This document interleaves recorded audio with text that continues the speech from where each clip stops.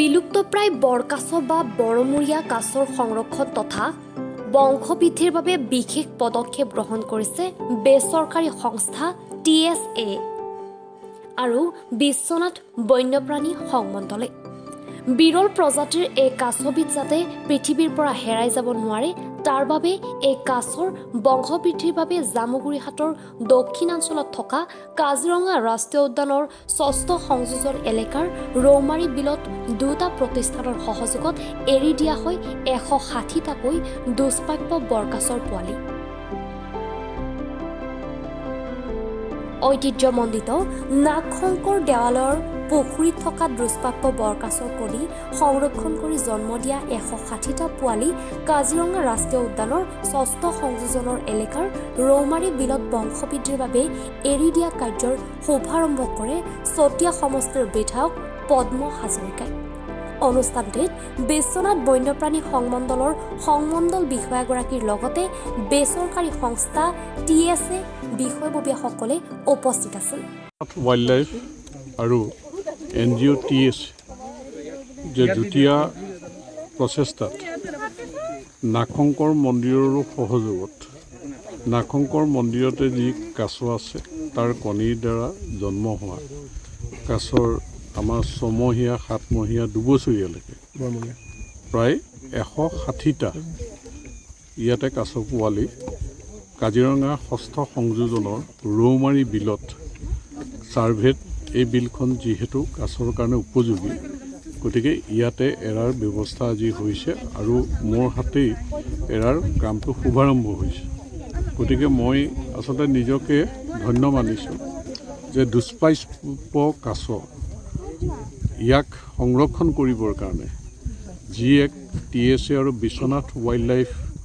আমাৰ ডিভিজনৰ ফালৰ পৰা DFO পেগু আৰু সুস্মিতা কৰ আমাৰ TSA নৰ্থ ইষ্টৰ দায়িত্বত আছে যে তেখেতসকলৰ যুটীয়া প্ৰচেষ্টাত আৰু নাগশংকৰ মন্দিৰৰ সহযোগত কাৰণ ঐতিহ্যমণ্ডিত নাগশংকৰ দেৱালয়ৰ কাছৰ কথা আপোনালোকে জানে তাৰ কাছৰ কণীৰে জন্ম হোৱা পোৱালি আজি ৩২০ এৰাৰ তেওঁলোকে পৰিকল্পনা কৰিছে। ইফালে দীঘলত এৰিব আৰু ছাৰ্ভেত যিহেতু ৰৌমাৰী বিল তেওঁলোকে উপযুক্ত বুলি ভাবিছে ইয়াতে এৰা হৈছে। মইতো আশা কৰিম যে 100%ই কাছ ইয়াত বাচি যাব। ইয়াৰ আগতে ৬০০ এৰিছে, এইটো তৃতীয় বৰ্ষত ভৰি দিছে, গতিকে আগৰ দুবাৰো মই আহিছোঁ। গতিকে এতিয়াও তেওঁলোকে এৰিছে। মই আশা কৰিম তেওঁলোকে যি লক্ষ্য যি পৰিকল্পনা কৰিছে তেওঁলোকে ছাকচেছ হওক। মোৰ ফালৰ পৰা শুভেচ্ছা আছে আৰু ময়ো প্ৰাৰ্থনা জনাইছোঁ ঈশ্বৰ যাতে এই দুষ্প্ৰাপ্য কাছ সংৰক্ষণ কৰাৰ ক্ষেত্ৰত বিশ্বনাথ ৱাইল্ডলাইফৰ ফালৰ পৰা আৰু TSAৰ ফালৰ পৰা যি প্ৰচেষ্টা হাতত লৈছে তেওঁলোক সফল হওক আৰু কাছৰ এনেও কাছৰ লাইফটো বহুত দীঘলীয়া, গতিকে দীঘলীয়া লাইফ দীৰ্ঘজীৱী হওক কাছত এই কামনা কৰিছোঁ। আৰু মই এই ব্যৱস্থাৰ কাৰণে উদ্যোক্তাসকললৈ বিশেষকৈ ধন্যবাদ জ্ঞাপন। এইটো যি বৰমূৰীয়া কাছ এইটো বৰ কাছ বুলি যিটো কয় বৰ কাছ আমি নাগশংকৰ মন্দিৰত মূৰটো ডাঙৰ বগা ক'লা বা তেনেকৈ হোৱা আমি দেখিছোঁৱেই কেনেকৈ কাছ নাগশংকৰ মন্দিৰত আমি তাত এৰিয়াটো বঢ়াই দিব লগা হৈছে কাছৰ সংখ্যা বাঢ়ি যোৱাৰ কাৰণে। গতিকে তাৰ সেই প্ৰজাতিৰে যিহেতু কাছ আমি ভাবিছোঁ যে ইয়াত কাছখিনি সুন্দৰকৈ তেওঁলোকে জীয়াই থাকিব। আজি ৰৌমাৰীত কাজিৰঙা টাইগাৰ ৰিজাৰ্ভৰ সৈতে আমাৰ কাছৰ সংৰক্ষণ অসমত যোৱা 10 বছৰ অলমষ্টৰ পৰা হৈ আছে। ইয়াতে আমি মেইনলি এটা কাছক ফ'কাছ কৰোঁ, তাৰ নাম হৈছে ব্লেক চফ্ট-শেল টাৰ্টল বা বৰমূৰীয়া কাছ। তো সেইটো ক্ৰিটিকেলি ইনডেঞ্জাৰ্ড হৈ আছে আজিৰ ডেটত, তাৰমানে বিশ্বত বহুত বেছি বিলুপ্তপ্ৰায়। আমাৰ ব্ৰহ্মপুত্ৰ বেচিনৰ বাহিৰে বেলেগ ক'তো নাপায়। তো সেইকাৰণে ব্ৰহ্মপুত্ৰৰ এটা জেগা মানে ঘৰ দি আছে তাৰ স্থান হয়, সেইকাৰণে কিন্তু হ'লেও বহুত সংখ্যা বৃদ্ধি হ'ব পৰা নাই, কমি আছে বহুত বেছিকৈ। সেইকাৰণে আমি চেষ্টা কৰি আছোঁ যে যিহেতু ৱাইল্ডত সিমান এটা নাই, তো ইয়াতে কি হয় নাগশংকৰ মন্দিৰ আছে আমাৰ বিশ্বনাথ ডিষ্ট্ৰিক্টতে। নাগশংকৰ মন্দিৰত কিন্তু বহুত কাছ আছে আৰু এইটো প্ৰজাতিৰ কাছ অলমষ্ট 100টাৰ বেছি আছে আৰু তাত কণী বহুত বেছি পাৰে। এইবছৰ আমি অলমষ্ট 400ৰ ওচৰা-ওচৰি আমি কালেক্ট কৰিছিলোঁ কণী। নৰ্মেলি তাত কণী দিলে কি হয় যে নেউলে বা কুকুৰে খানি মেলি খাই দিয়ে, কিন্তু আমি কি কৰোঁ সেই তাৰ পৰা ৰক্ষা কৰি পেলাই আনি পেলাই আমাৰ চেণ্টাৰত ৰাখোঁ তাৰ পৰা পোৱালি জগে সেইটো আকৌ গৈ পেলাই আমি ব্ৰহ্মপুত্ৰত বা ব্ৰহ্মপুত্ৰৰ ওচৰে পাঁজৰে যিবিলাক বিল আছে কিবা আছে যোনটো বানপানীৰ সময়ত আহি পেলাই আকৌ মিলি যায় সেইখিনি জেগা চাই পেলাই ষ্টাডি কৰোঁ প্ৰপাৰলি যে কোনটো জেগাত চালে বেছি ভাল ক'ৰ হেবিটেটটো বেছি ভাল হৈ আছে তাৰ যোনখিনি প্ৰয়োজনীয় বস্তু গোটেইখিনি পাব খাদ্য পাব ভাল জেগা পাব তো সেনেকৈ চাই পেলাই বেষ্ট ঠাই এটা মানে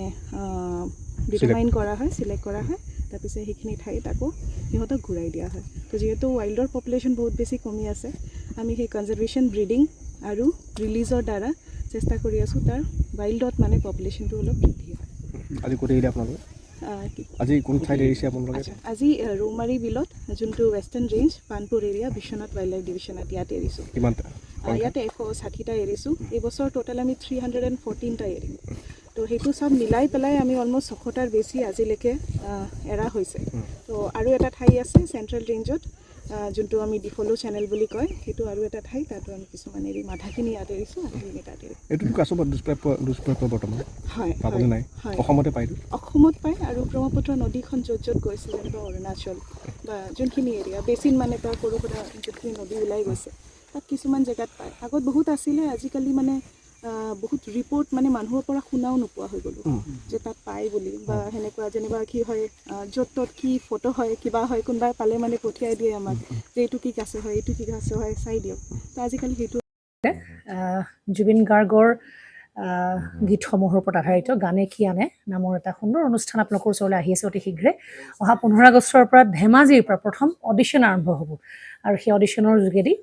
বিভিন্ন কণ্ঠশিল্পীসকলে যিসকলে এই অনুষ্ঠানত যোগদান কৰিব বিচাৰে তেওঁলোকে এই অডিশ্যনৰ যোগেদি আগবাঢ়ি আহক আৰু